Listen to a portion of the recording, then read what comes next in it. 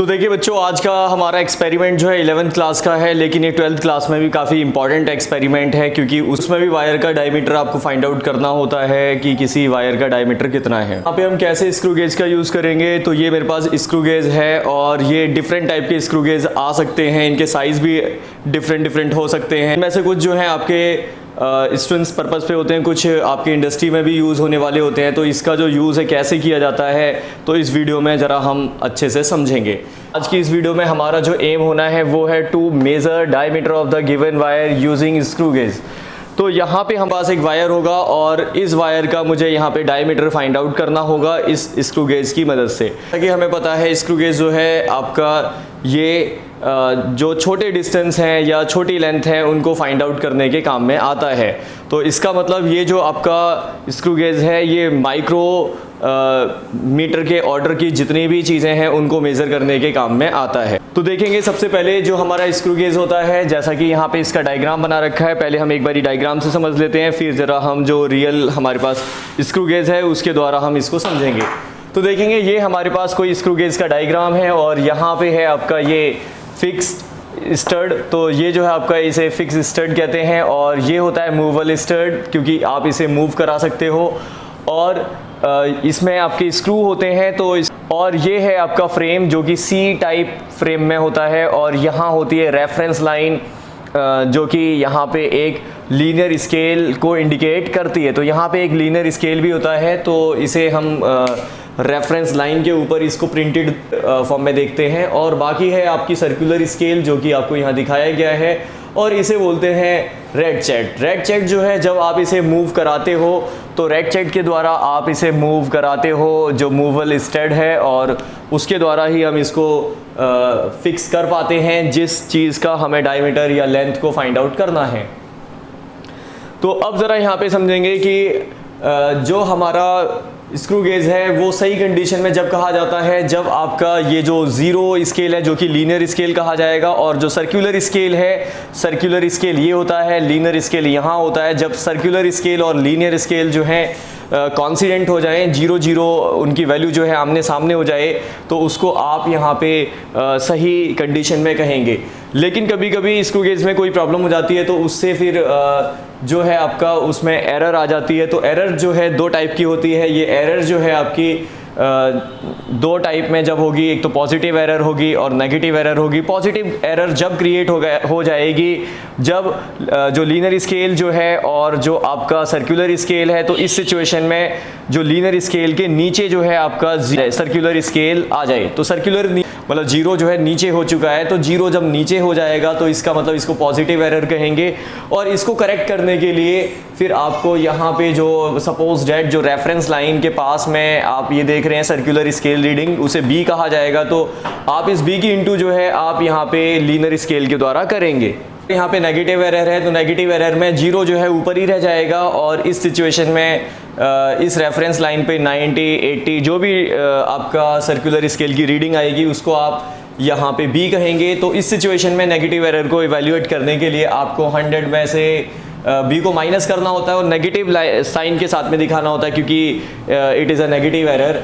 और फिर इसके बाद लीस्ट काउंट जो होता है उसका आपको उसकी मल्टीप्लाई कर देनी होती है। तो अब यहाँ पे दो चीज़ों को समझना काफ़ी ज़रूरी है कि हम पिच को कैसे फाइंड आउट करें और फिर उसके बाद लीस्ट काउंट को कैसे फाइंड आउट करें। तो क्या होती है ये पिच, उसको ज़रा समझेंगे। तो पिच का मतलब होता है कि distance travel on a main scale upon number of the rotation. तो इसका मतलब अब जरा हम इस स्क्रू गेज को भी समझ लेते हैं। तो ये मेरे पास जो स्क्रू गेज है तो आप इस पे लिखा हुआ पाएंगे 25 इंटू 100 mm।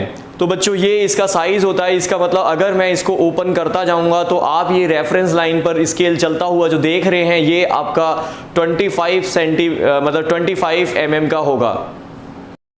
तो देखिए ये है हमारा स्क्रू गेज, और जैसा कि ये स्क्रू गेज है ये है रीचेट, और अगर हम इसको मूव कराते जाएं तो ये हमारा जो सर्कुलर स्केल है ये टर्न होता जाएगा, और लीनियर स्केल जो है जो अभी 7 की रीडिंग पर है ये धीरे धीरे एक्सपेंड होता हुआ जाएगा। और जैसा कि इसके फ्रेम में 25 इंटू 1/100 mm लिखा है, तो ये इसका मतलब इसकी जो लेंथ है वो लीनियर स्केल की वो 25 mm होगी। आप इसे 25 mm तक इसे एक्सपेंड कर सकते हैं जब आप इसे रोटेट कराते जाएंगे इस सर्कुलर स्केल को। तो ये देखिए, ये है हमारे पास इसका फिगर। तो जैसा कि अभी ज़रा हम ओपन करेंगे तो 4 रोटेशन के साथ में इसे ओपन करेंगे तो देखिए 4 रोटेशन हम इसमें अप्लाई करेंगे तो इस टाइप में आपको अब यहाँ पे लीनियर स्केल पे कितनी लाइनें आ रही हैं इसको नोटिस करना है। तो जब 4 रोटेशन आ जाएंगे, कंप्लीट 4 रोटेशन हो जाएंगे, उसको स्टॉप कर देना है। तो आप ये देखेंगे कि इसका एक रोटेशन जो है उसके द्वारा 1 mm का डिस्टेंस ट्रैवल होता है। तो ऐसे 4 रोटेशन करेंगे, 4 रोटेशन कंप्लीट रोटेशन देंगे तो उस सिचुएशन में आप ये देखेंगे कि यहाँ पे 4 mm का डिस्टेंस ट्रैवल होगा। तो आप उसे 4 से डिवाइड कर देंगे क्योंकि एक रोटेशन में एक ही mm का डिस्टेंस ट्रैवल हो रहा है। तो इसकी जो पिच है वो 1 mm हो जाएगी। तो नंबर ऑफ डिवीज़न अब आपको फाइंड आउट करना है ऑन सर्कुलर स्केल। तो नंबर ऑफ डिवीज़न जो है सर्कुलर स्केल में कितने होंगे, तो अगर आप ये जो है 0 से स्टार्ट हो रहा है और आपका 90 पे ख़त्म हो रहा है, इसका मतलब इसमें नंबर ऑफ रोटेशन जो है 100 होंगे। तो इसका मतलब 10-10 का इंटरवल है और 90 तक रोटेशन जा रहे हैं 0 से लेकर। तो यहाँ पे इसमें सर्कुलर स्केल में आपके 100 पार्ट्स में ये आपका डिवाइड है। तो 100 पार्ट्स में डिवाइड है तो आप इसका लीस्ट काउंट बता सकते हैं। तो लीस्ट काउंट का फॉर्मूला होगा 1/100 क्योंकि यहाँ पे आप याद रखेंगे लीस्ट काउंट को pitch upon number of division on circular scale से मेज़र किया जाता है। तो इसकी पिच जो है वो 1 आई है और सर्कुलर स्केल पर जो डिवीज़न है वो 100 है। तो आप ये देखेंगे इसकी वैल्यू जो है 0.01 mm हो जाएगी। तो जिसे आप सेंटीमीटर में भी रिप्रेजेंट कर सकते हो। फिर उसके बाद यहाँ पे ऑब्जर्वेशन टेबल बनाना होगा हमें। सबसे पहले बच्चों जो आपका ये एक्सपेरिमेंट है आपको कॉपी पे कैसे लिखना है ये भी ज़रा पता होना ज़रूरी है। तो सबसे पहले आप ब्लैक पेन से ये हेडिंग डाल देंगे, aim to measure the diameter of the given wire using screw gauge. फिर उसके बाद आपको लिखना होता है मटेरियल रिक्वायरमेंट। जो मटेरियल रिक्वायरमेंट है आप उसको लिख लीजिए, जैसे कि इसमें स्क्रू गेज और गिवन वायर ही होगा। और फिर उसके बाद जो थ्योरी है आप, तो थ्योरी में आप लिखेंगे the least count of screw gauge is much smaller, hence this is an ideal instrument for small measurement. तो इसका मतलब इसका स्क्रू गेज का जो लीस्ट काउंट है बहुत स्मॉल होता है। तो छोटी मेजरमेंट के लिए ये एक आइडियल डिवाइस है जिसके द्वारा आप छोटी मेजरमेंट जो कि आपकी माइक्रोमीटर में है उनको ईजिली इवेल्युएट कर सकते हैं। तो अब इसके बाद देखेंगे ऑब्जर्वेशंस। तो जरा हम स्टार्ट करते हैं। तो ये देखिए, तो देखिए मैंने इसको मूव कराया और यहाँ पे इसे क्लिक की आवाज़ आने लगी। तो यहीं पे हम स्टॉप कर देंगे। स्केल पर 1 2 3 4, तो लीनियर स्केल पर जो है आपकी 4 लाइनें हैं और सर्कुलर स्केल जो है आपका जो कॉन्सिडेंट लाइन हो रही है वो है आपकी 20 और 10 के बीच में है। तो आप 10 से स्टार्ट कर लीजिए इसको। तो ये आपकी लगभग 17 लाइन है।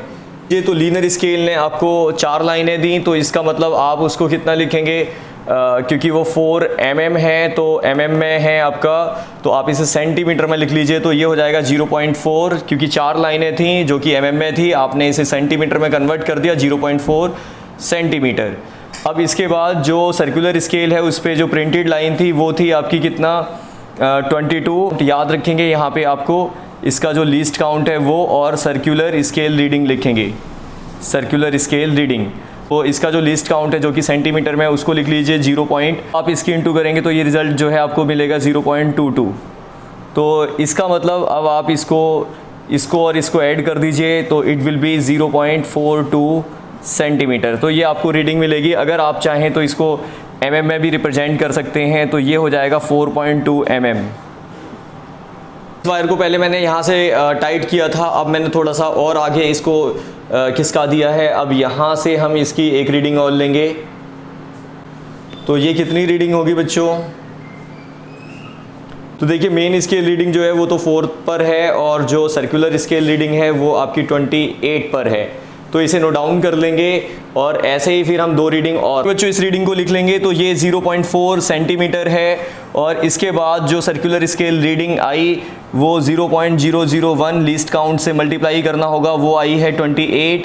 तो आप इंटू करेंगे 0.028। तो अब आप लीनियर स्केल रीडिंग जिसको A कहेंगे, सर्कुलर स्केल रीडिंग जिसको B कहेंगे, दोनों का आप सम कर दीजिए। तो ये हो जाएगा आपका 0.428, जिसे आप mm में भी लिख सकते हैं 0.28 mm। ऐसे आप ऐसे ही आप 2 रीडिंग ऑन निकालेंगे, फिर उसका आप मीन फाइंड आउट कर देखेंगे। ऐसे ही आपने 2 रीडिंग ऑन निकाली और ये दूसरी रीडिंग जो है सर्कुलर स्केल रीडिंग 30 पर थी, तो लीस्ट काउंट से इंटू करा, तो लीस्ट काउंट से आपने इंटू कर दिया। और ऐसी अगली जो रीडिंग है वो 26 थी, लीस्ट काउंट से इंटू किया तो आपको यहाँ पे सेंटीमीटर में रीडिंग मिली। ए और बी को ऐड किया तो आपको ये 2 वैल्यूज़ मिली, फिर आपने मीन को फाइंड आउट कर लिया। तो ये है आपका रिज़ल्ट। तो आप रिज़ल्ट में लिख देंगे कि आपको रिज़ल्ट जो है कितना इसका डायमीटर मिला। तो डायमीटर जो है इसका, डायमीटर ऑफ वायर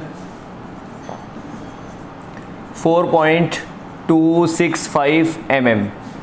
तो ये आपको डायमीटर मिला और इसके बाद आपको प्रिकॉशंस को लिखना होता है और फिर उसके बाद सोर्स ऑफ एरर अगर हुए हैं तो उनको भी आप लिख दीजिए। तो ऐसे आपको पूरी फाइल पे बनाना है। याद रखना है कि ये जो ऑब्जर्वेशन टेबल है और जो ये डायग्राम है इसको ब्लैंक साइड जो है वहाँ पे आपको बनाना होता है।